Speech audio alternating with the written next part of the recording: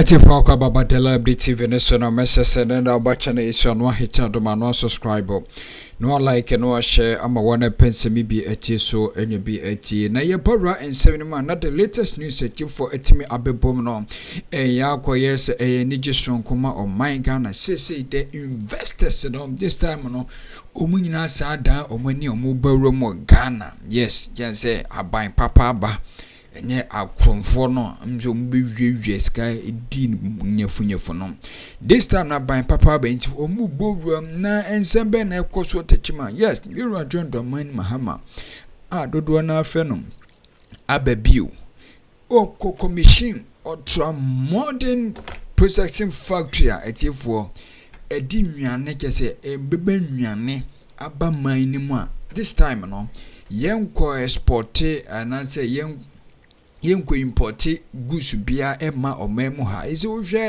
the rate ni tariff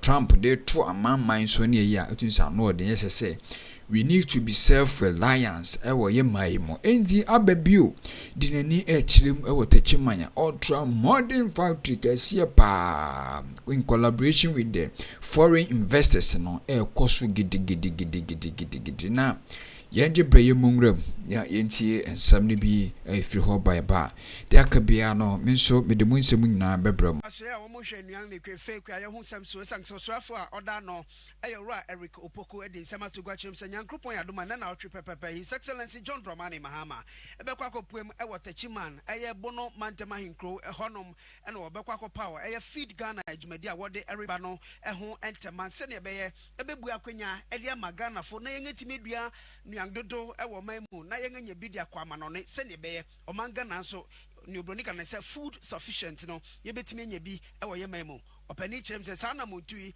eyade se abang eritu esan se wa hyebo se obeye ne obetumi bia na kwaye hu sam betumi afa ne ntamapa efra eno susu da nchen a ye be na kwaye hu sam so ye de bi be kwa mano ne akoton na yengenya sika abehye omanga na yen sika semo netumi gina ne nangso esan say His Excellency John Dramani Mahama bro bontua no one NDC fo wo se obeye agribusiness se ne be ya ne oma be konkan ede amaye bro wa friends abtrafo nhwemu osuafo no da asoya ya no erikopoku chirem se obi biara fa ne hunjemu bi se ne be ya sa adwumadi ebetumi akonanim na omanga na so yenganya nuan dodo edi ye de bi nso be kwa amano ne akoton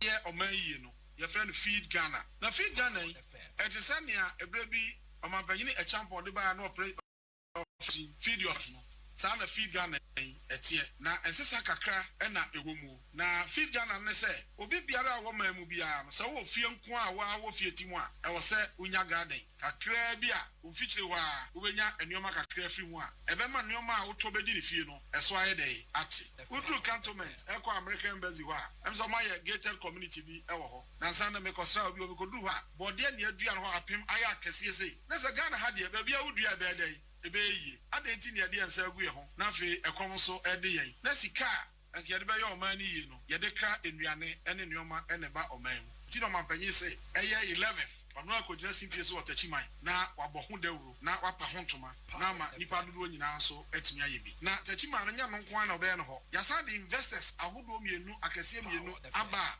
adwuma wo medie ne adwuma kase wa agriculture mu sa adwuma kase ni nyina mampanyi wie lunch na obesa pa hontoma aba Techiman hwa ansana if you ho ayede ediaba what ye the kasa da bia o kan agribusiness so ba o mamu so beton yo man raw materials dia kodia ene ye new o tax abetu ya kese ne mo so be process wa hade a ye be boa mo tena yede a process it we processes on be production asa process ene o mampanyi be sa pa o mo de ho entoma e wo Techiman eyi ayosuafo no no hwe nuan ene fe kwa ye ho samso Nidini Honorable Eric Opoku wamfa nsem no anso amom ochirem se dawrobofo de obonyuma nyinara ahemfo omanfo nyina fa wom ho enyamu bi na da biara da ye beba kasa free so bra ye twerɛ ewo eye yenda obonyuma nyina mu no yenka ho asem na Ghana fo nyinara bete na wode won ho agemu bi biom ose ohwe nia ebesenkoi na ye kan se backyard garden ye nyina fa ye ho enyamu bi ni yenye esan se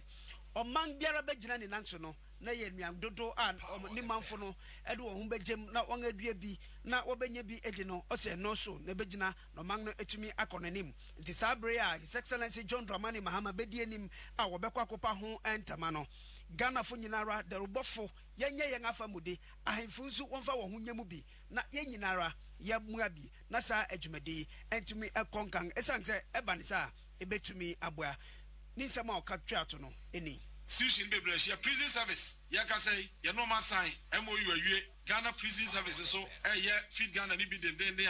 Yamea Adma, Lancha, or Mampani, John Dramani Mahama, or Bell Lanchin or Techiman. Fiada by now, 11th April 2025. No, I was Techiman. Prison for one share, national service for one share, and one may ye be Hunan share. No, Yadina Ebatubia. Dinayas, every media no one say.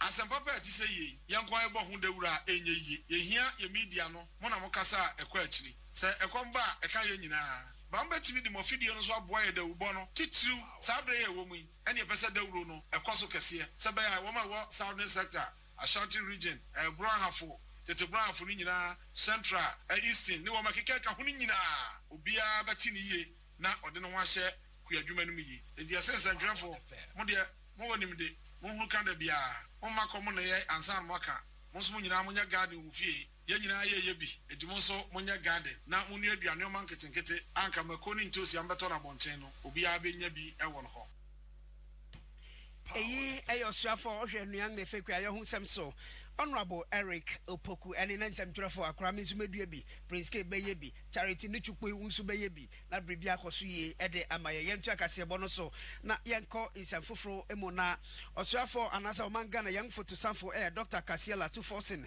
Abua Mania Richim say Abang Edin be Eriba Enchakrano Ebebuama Numeku in the fair so Yahura Wamusha Bangaseno one near ma Wodibe Juma Ebebuano no one man mention anasa Potema Wawo Abankrang anasa akoku Kesi akotombom biaya wo mo nyina no obekọ akototo sa niema no wo ho se ne be ya niema bekọ kan doctor force ni se mo dia tugano chim se abang erin tumi ntonko so na niema nketenketi anka ya be ye wo man mu anasa ya ankasa betumi aye bi na yen adua na yen anya sika de efrim no na de biara da no yese be crash niema no e de efia ma no ne e de aba niema bi ti se secret ne fi omo ene niema keka ho sa no o si da bi abang no erin ntonko so na de biara da anka ye betumi adua ne wo ye man mu dodo kwanso na yen anya bi edi na efensu so anam so masika aba yang economy no emono o se yere tonko so nkrasa ne mai emfa emma Dr. Kasiela 2forcing edin semi to gwa wabra on empanyefo a wonda Association of Ghana Industries AGI fo enya nhyemude na worehwe kwan a wobefa so na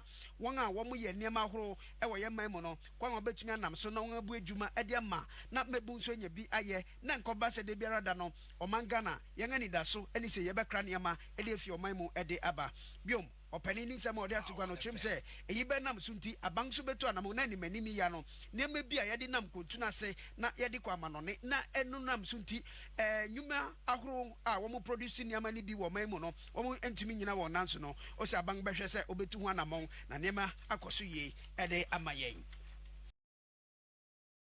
Intina na me kase ya frefon afro munjai mamo ya Debi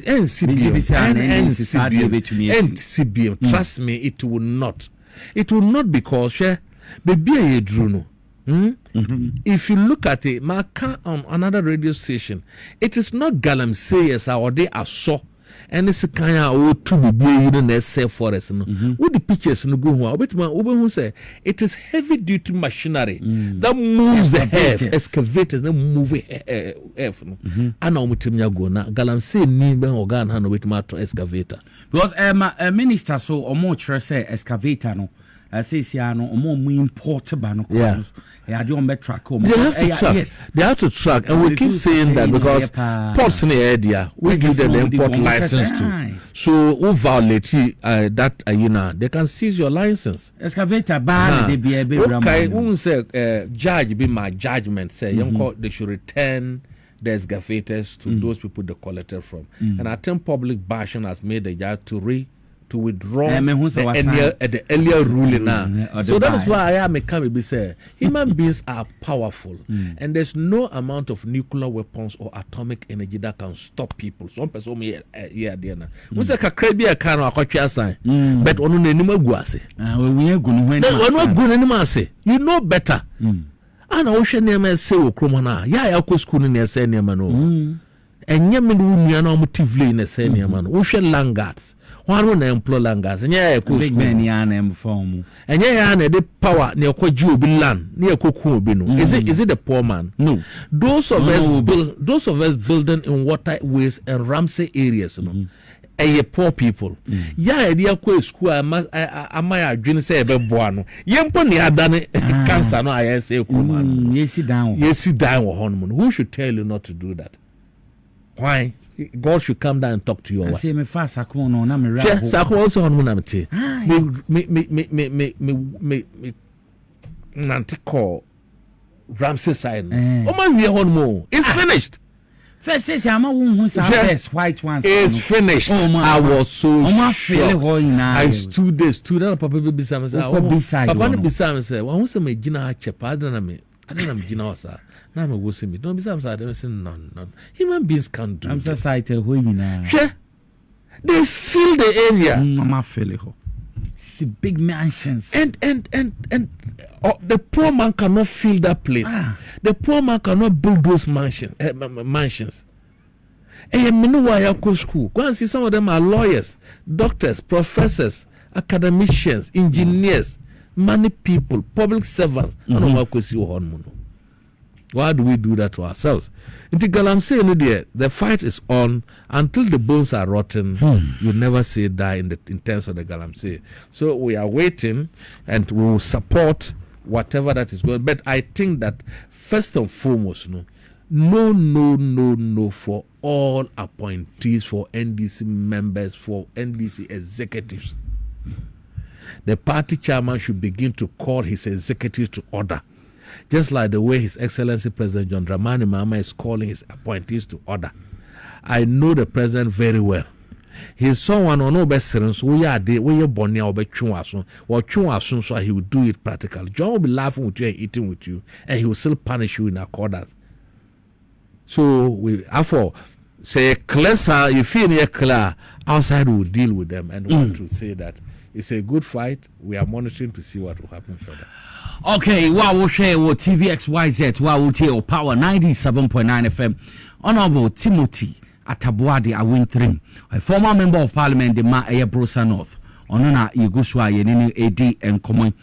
My person, Becca share a former managing director at the Ma UCG, a Urasamo Dubik Mahama. The interview be a Grantina area Yabidisa and Common, missing containers. Yankombra. The last time the minister spoke at the beginning of this whole container gate or container saga, he said the containers are in the port. The conversation would have been different if the containers had left the port and they were in the custody of what? ECG. And then the containers got lost from the yard of ECG. Not so. But in this regard, the containers are within the port of the Republic of Ghana and it's within the control of GPHA and Ghana Customs. My candid opinion is containers cannot get missing. They can be misplaced. If they get lost at sea, you are immediately informed. Since there is no record to the fact that containers got lost at sea, container, because of the international supply chain logistics, there's a platform. When you key in a container, the way bill, who was in control of the container, all of that is there. I just think, we should dial it down a notch. Let's all assist the minister.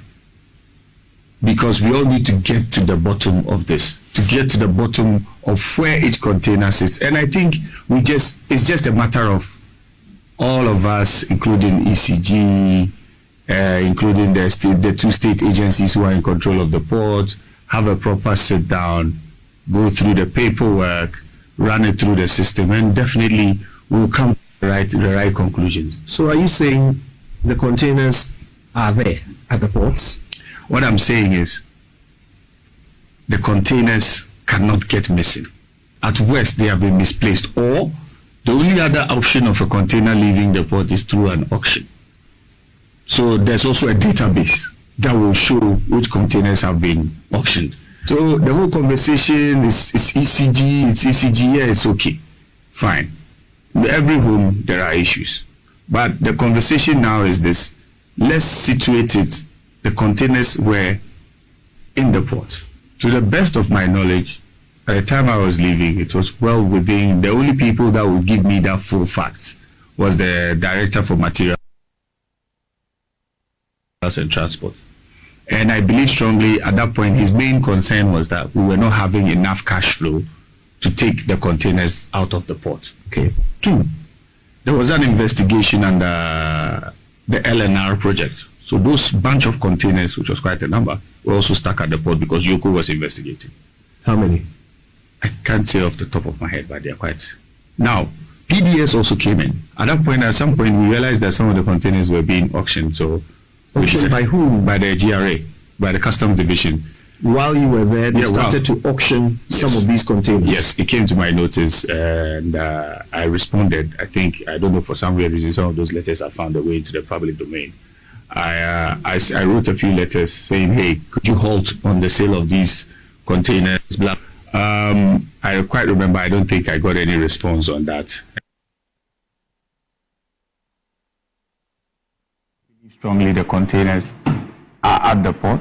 The containers are at the port. And they are within the control of, because before I finish that statement, there are only 2 entities that have control of those containers. Let's bear in mind that the minister went into the port, a restricted area. Containers have a formula as to how they leave the port. This conversation would have been different if we were saying that the containers were in the custody of ECG and got lost. But that is not the conversation.